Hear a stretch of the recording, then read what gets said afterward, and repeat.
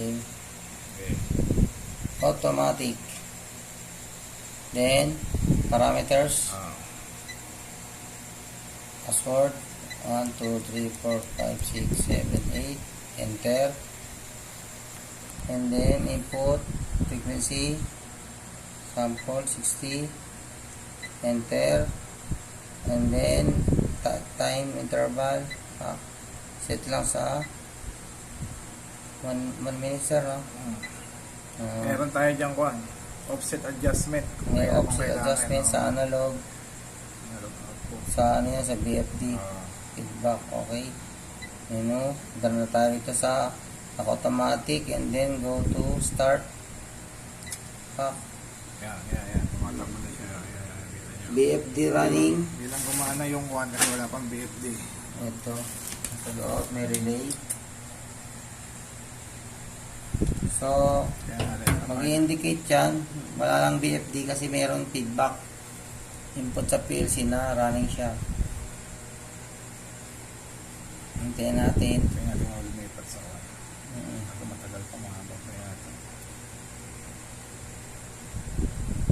Automatic alternate yan lang sa ato. Yan ang gusto nyo makita.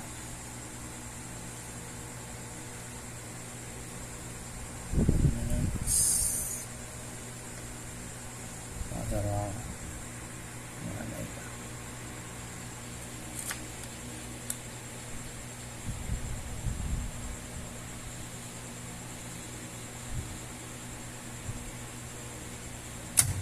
Yun. Kumambyo. Ito. Lower 2. Wala pa na tayong light indicator ng BFD. Wala sir sa propose niya.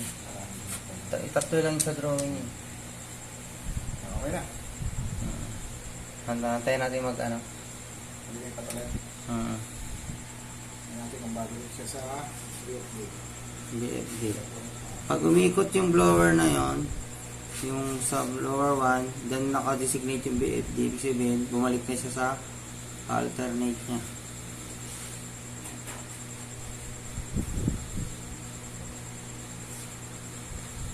Pwede mo naman ito sir i-dub eh. Speed setting.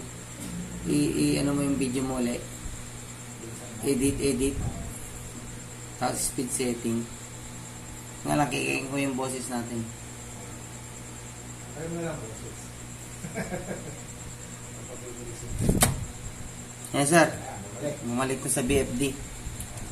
Ito bumalik ko sa BFD. Ayan yun o. Yung BFD relay. Naka-on na siya. Ayan. So, ayun.